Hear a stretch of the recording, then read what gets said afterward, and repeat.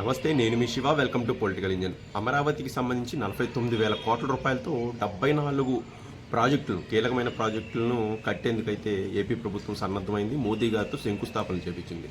మిగిలిన డబ్బు కూడా అంటే 100 కీలకమైన ప్రాజెక్టులు అనుకున్నారు, సుమారుగా 74,000 కోట్లు అనుకున్నారు. సో అవి కూడా త్వరలో ప్రారంభం కానున్నాయి. ముఖ్యంగా అమరావతికి సంబంధించి, అమరావతి నిర్మాణానికి సంబంధించి 3 ఏళ్లలోనే ఈ మొత్తం నిర్మాణాలు పూర్తి చేస్తాం, ఖచ్చితంగా వచ్చే ఎన్నికలకు అమరావతి పూర్తి చేసిన తర్వాత వెళ్తామనేది చంద్రబాబు నాయుడు గారు చెబుతున్నారు. అసలు ఈ అమరావతి మొత్తానికి ఫండింగ్ ఎక్కడిది? ఒక పక్క ఏమో రాష్ట్రం పూర్తి స్థాయి అప్పుల్లో ఉంది, రాష్ట్ర స్థాయి ఆర్థిక అభివృద్ధి లోపల చాలా దారుణంగా ఉన్న పరిస్థితుల్లో అసలు ఇప్పుడు అమరావతికి సంబంధించి ప్రణాళిక ఏంటి, అసలు డబ్బులు ఎక్కడి నుంచి తీసుకొస్తారు అన్నది చాలా కీలకమైన ప్రశ్న. దీనికి సంబంధించి చెప్పేందుకే, క్లుప్తంగా చెప్పేందుకు ఈ వీడియో చేస్తున్నాను. మీ సూచనలు, అభిప్రాయాలు ఏమైనా ఖచ్చితంగా కామెంట్ చేయండి. సో అమరావతి విషయానికి వచ్చేసరికి మొదట చెప్పినట్లుగా అమరావతి అనేది సెల్ఫ్ అంటే స్వశక్తితో తనను తాను నిర్మించుకునే ఒక గొప్ప రాజధాని నగరం అని అయితే చెప్పారు. దానికి సంబంధించి చాలా భారీగా సుమారుగా 33,000 ఎకరాలు పైగా భూములు అయితే సేకరించారు. ప్రస్తుతం అంటే గత 5 ఏళ్ళుగా 2019 టు 24 పీరియడ్ మొత్తం అమరావతి పూర్తిగా ఆగిపోయింది.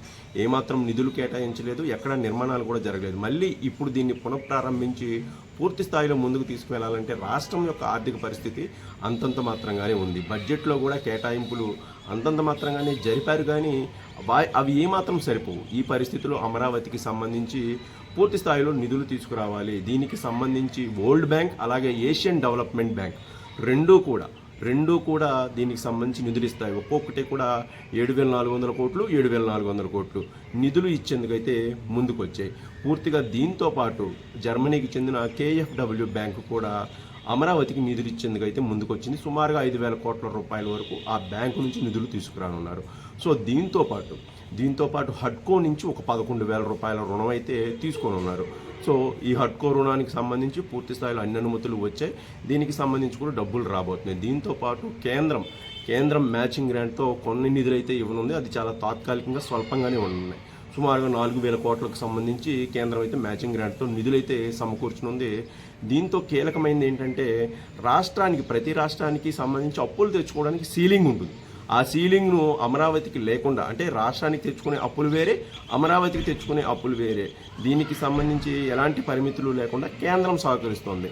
దీన్ని ప్రత్యేకంగా ఒక పేరు పెట్టి పిలవనున్నారు. దీనికి సంబంధించి లెటరోరియల్ అంటే అమరావతి లెటరోరియల్ లోన్స్ అని ప్రత్యేకంగా దీనికి సంబంధించి పిలవనున్నారు. ఈ పిలుపు ద్వారా ఏంటంటే ఇతర సంస్థల నుంచి ఎక్కడైనా మనం రుణం తెచ్చుకున్నా దానికి రాష్ట్రానికి అప్పులకి సంబంధం లేకుండా రాజధాని అప్పులు అనేది ప్రత్యేకంగా ప్రతిపత్తి కల్పించనుంది.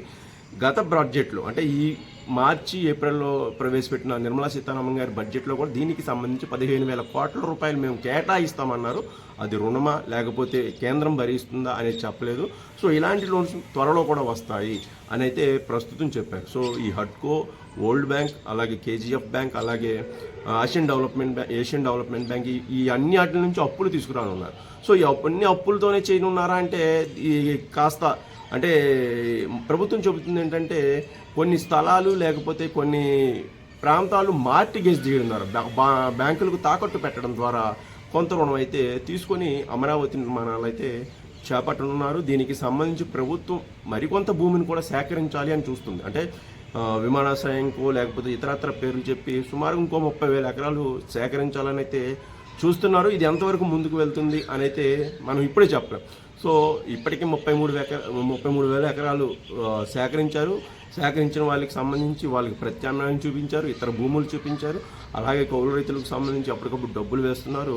సో ఈ భూమికి సంబంధించి మొత్తం సెటిల్మెంట్ అయిపోయింది. కాకపోతే అంటే మళ్ళీ సేకరించే భూమికి సంబంధించి ఎలాంటి సెటిల్మెంట్ చేస్తారు ఏంటి అనేది అయితే ఇంకా నిర్ణయానికి రాలేదు.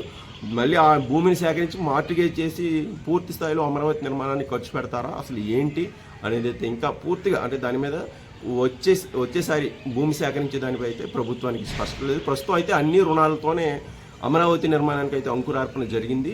ఇది ఎలా ముందుకు వెళ్తుంది ఏమిటి అనేది మనం భవిష్యత్తులో చూడబోతున్నాం. చాలా కీలకమైన ప్రాజెక్టులు ఉన్నాయి. శాసనసభ కానీ, సచివాలయం కానీ, హైకోర్టు భవనాలు కానీ, లేకపోతే ప్రజాప్రతినిధులకు సంబంధించిన ఇళ్ల నిర్మాణం, అలాగే అధికారులకు సంబంధించిన ఇళ్ల నిర్మాణం చాలా కీలకమైన ప్రాజెక్టులు తీసుకుంది. సో ఇది పూర్తయితే కనుక అమరావతికి పూర్తి స్థాయి స్వరూపం రానుంది. కాకపోతే ఈ అప్పులన్నీ కూడా మళ్ళీ రాష్ట్రానికి ఎలా పెనుభారం అవుతాయి, ఏంటి, దీని నుంచి ఎలా ముందుకు వెళ్ళవచ్చు, ఎలా సస్టైన్ అవ్వచ్చు అనేది మనం భవిష్యత్తులోనే చూడాలి. అప్పులు చేస్తూ అమరావతి కట్టడం అంత అవసరం అని చాలామంది మాట్లాడుతున్నారు. ఏదో ఒక అడుగు పడడం అనేది మనం స్వాగతించాల్సిందే, కానీ ఏదైనా ప్రతిదానికి ఆటంకం కలిగించడం వల్ల దానివల్ల ప్రయోజనం అయితే అంత సరికాదేమో అనేది అయితే నా అభిప్రాయం. సో కాకపోతే అమరావతి అనేది స్వశక్తితో ఎదిగే ప్రాజెక్టు, అంటే ఉన్న భూముల్ని మార్టిగేజ్ చేయడం ద్వారా కానీ అమ్మడం ద్వారా కానీ తనను తాను నిర్మించుకునే ప్రాజెక్టు అని చెప్పారు. దానికి పూర్తి స్వరూపం రావాలి. ఎప్పటికప్పుడు ఈ లోన్లు తీసుకోవడం, దానికి వడ్డీలు కట్టుకోవడం, అసలు కట్టుకోవడమే కాకుండా దానికి ఒక స్వరూపం వస్తే చాలా అద్భుతాలు జరిగే అవకాశం ఉంటుందని అయితే ఒక జర్నలిస్ట్గా నా అభిప్రాయం. సో భవిష్యత్తులో ఏం జరుగుతుందో చూడాలి. Thank you.